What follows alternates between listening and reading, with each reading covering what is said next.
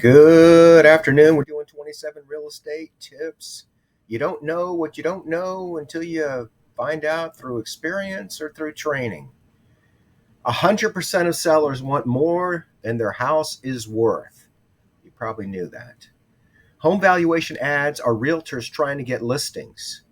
Don't click that link unless you want realtors calling, texting, dropping by, emailing. These valuations are realtors trying to get you to pick them to sell your house. Is this what your home is worth? Is this what you can sell your home for? No. These valuations are on the high end. They're on the right side of the bell curve, and they're designed to get you to pick them to list your home. Real estate in 2x4s. How much were houses when 2x4s were $1? How much are houses now that 2x4s are $7? How many 2x4s are in a house? I speak to a lot of buyers that don't seem to understand that what happens in inflation and what it's done to real estate, and how a home sold for 100 grand 10 years ago is now selling for $250,000. The fact is that prices are going to continue to go up. The Federal Reserve's target is 2%. It's not zero. It's not that prices are going to drop. It's that they're hoping that they can keep prices around 2%. Insurance in Florida. It's a nightmare. It should be its own video. Uh, Flood insurance is going out of control. Home insurance, you're looking at 4 or 5,000 or more a year when it used to be 12 or 1,600 a year. It used to be, and it actually is now in Alabama. You can buy policies for $1,500 or $2,000. I'm still here. It's strange that my picture didn't move over to this one. Anyway, pre-foreclosure properties can be a good deal. There's several challenges associated with pre-foreclosures: deferred maintenance, title issues, seller doesn't have any money, the seller has nowhere to go. Do not go after pre-foreclosure properties unless you have somebody who knows what they're doing, and I do if you have an interest. Open houses. Whenever I see open house signs, I'm always wondering, is that a new listing or is that some old stale listing where the realtor is about to lose the listing and they're trying to keep the seller happy? Right now, we're seeing a lot of open houses, and it's because the market stinks and listings are staying on longer. There's a lot more volume and supply, and the prices are not going up like they used to. And Tampa has got so much new construction going on. So whenever I see an open house, I know it's either a brand new listing or it's a deal they can't sell. Value is not determined by appraisers, tax assessors, sellers. Buyers determine price. Bell curve, amenities versus price. The best deals sell first. I see listings every day that I'm thrilled that I'm not the listing agent on, because there's no way they're going to sell that property at that kind of price. Pre-1977 mobile homes are not good. You can't finance them. The building codes are old. Electrical is old.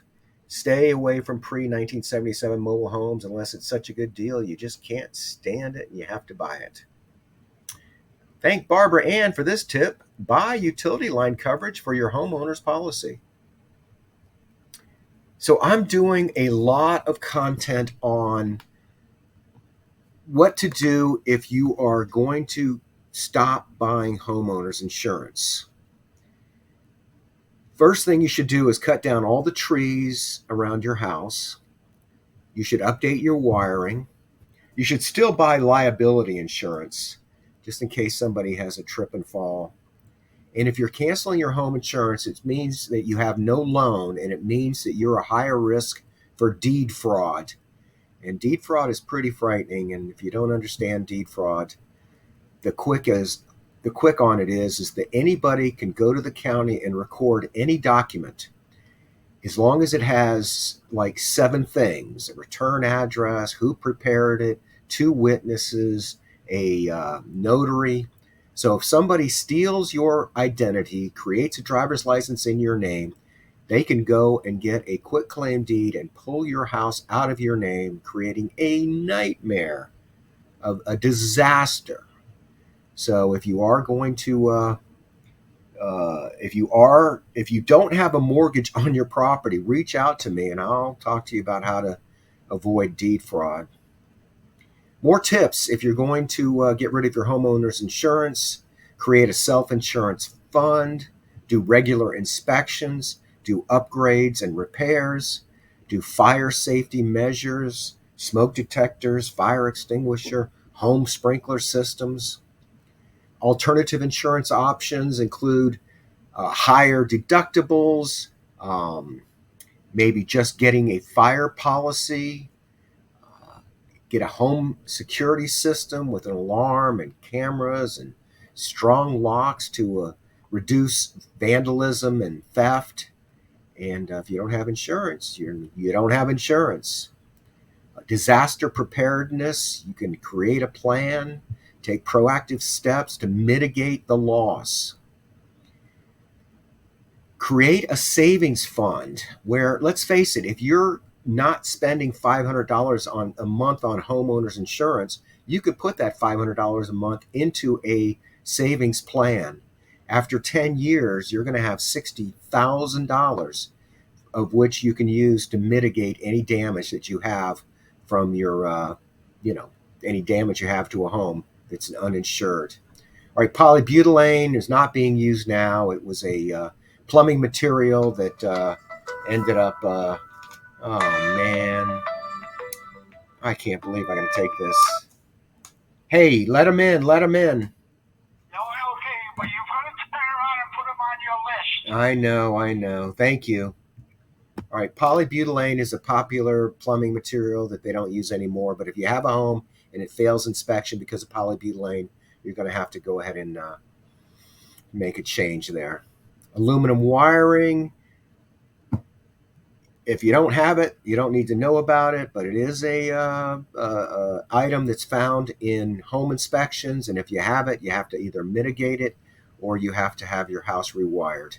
Chinese drywall pretty much is over, probably. If you have Chinese drywall, there are insurance funds that were created to fix the houses that have Chinese drywall. It is one of those things. If you have it, you know it, and if you do, you've probably already mitigated. So as a real estate tip, it's just me reaching out for all these obscure tips. Pricestitution is where a listing agent is chosen based on the pricing of the highest value for a home. You get 3 realtors. One says it's worth 400, one says 425, one says it's 450. Pricestitution is hiring the guy or gal who offers to sell it at the highest price. My claim to fame is that I turn down more. That's not my claim to fame. One of the things that I do is I turn down more listings than I take. I don't want overpriced listings. I think it's actually an ethical violation to mislead a customer to think you can sell their house for more than it's worth by using pricestitution to get the listing. And you can't sell properties now in this market by overpricing them.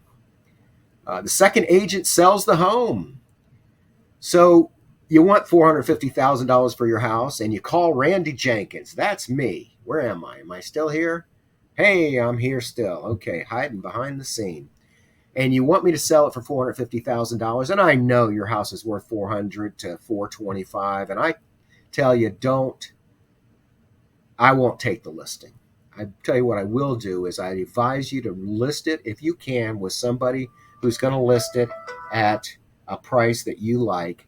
And then after 30 days, go ahead and do a 30-day listing. And then call me and I'll sell your house for what it's worth. If anyone can sell your house for top dollar, it's me. But nobody's going to sell your house for more than it's worth. What I hear is, well, my neighbor sold their house for that, and I know I can get mine. I said, well, if you need to prove to yourself that you can't sell it for $450,000 by listing it, go list it for a month with a realtor that'll take the listing. And when you're done with that month, you call me and I'll sell your house for what we can get for it. And then I hear sellers say, well, we can find a cash buyer, and then it's not subject to appraisal. Let me tell you something about cash buyers. Cash buyers are smart. How do you think they got the cash? They're not overpaying for houses. They're because they're cash buyers, they think they should get a good deal, and they're not going to give you more than your home is worth. So uh, the second agent sells the home, and let me reach out to. Uh, I was taught this by Cynthia Armstrong. It's so funny. She didn't even teach me. I was in the office and I could hear her in the office talking to a customer. And she said, "Look, you go list your house. Call me when you're done. The second realtor sells it. I want to be the second realtor." 1031 exchanges. Look up 1031 exchanges. If you have a property that's appreciated dramatically, you want to sell it, but you can't because you don't want to pay the tax, you can do a what's called a 1031 exchange. It's a like kind exchange where you sell a low priced asset, you buy another asset to uh, replace it, and you defer the tax liability. There's a bunch of rules. Don't go doing this without having a 1031 exchange title company in place to handle the transaction. Off market properties can be the best deal. There's not much competition. Uh, when you look at the bell curve of transactions and you see these cheap transactions, a lot of times those are related party transactions where somebody got a good deal because they knew the seller. So if you're shopping and you're looking for deals, you can call a realtor, and any realtor can get you what's off MLS. What really matters is if you know the seller and you can get a good deal, you'll get a better deal if it's not listed. Opportunity zones. We don't really have them around here in Pasco where I am, but they're designated areas where you can get deals because there's tax advantages offered by governments to give you a reason to invest in those areas. Tenant rights and laws. I don't even know where to begin, but if you're a landlord, you know it's a nightmare, and we're not going into it. But we're going to add it to one of our 27 real estate tips, and that is don't do anything wrong when you're interacting with your tenants. There's a new anti-squatter law that went into effect. It's not in effect. They're already challenging it, but it's HB 621. And basically, if someone squats on your property and the law enforcement goes up there and says, "What are you doing?" They say, "Oh, we have a lease." If it's not true, they can be arrested for lying about uh, taking possession of a home that they don't have permission to have possession of.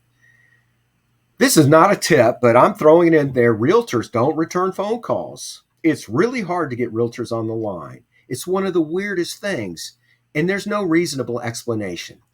Are they afraid to have a conversation? They're afraid if they have a conversation, they're not going to know what to say. They have reluctance. They don't think they bring value. They're returning calls to buyers, but not to other realtors, so they have a better chance of getting both sides of the commission. How do they even know you're a realtor when you call? Anyway, I called on one of my Tiki listings just to see if one of my competitor realtors was getting any action on their listing, and it's been 3 weeks and they still haven't returned the call. Gopher tortoises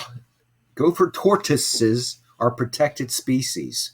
It's a big fine to remove a gopher tortoise without getting a permit. Do not mess with gopher tortoises. Commercial office space is in trouble.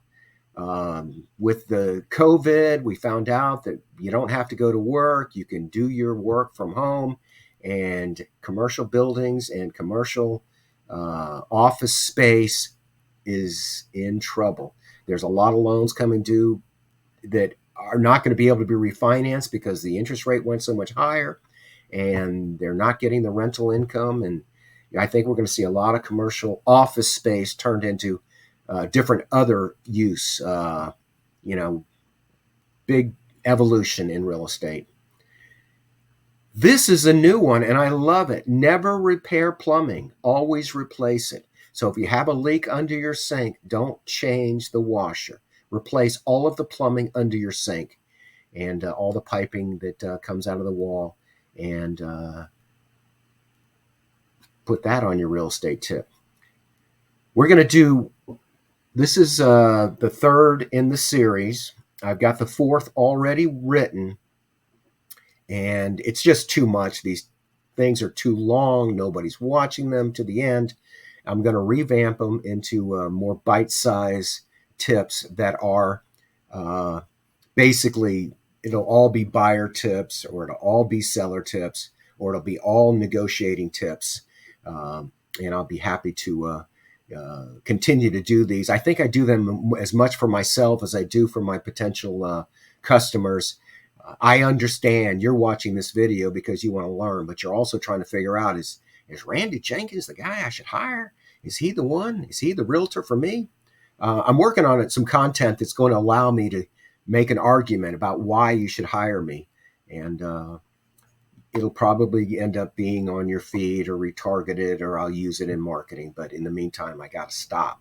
I'm already 16 minutes. Hey, that's short, actually. So, Randy Jenkins, here's my contact info, Florida Real Estate Partners, phone number, email. Feel free to reach out to me with all your real estate questions. Appreciate the opportunity. Thanks for watching. Oh, hey, like this video. Like my stuff. Um, and I'm violating two rules here. I didn't give you a call to action. Well, like my stuff is kind of a call to action. And I didn't give you an offer that you can't refuse. So I've given you no reason to do business with me, except that I provide a lot of free, valuable content, and be happy to share with you that content depending on your interest. Have a great day. Bye now.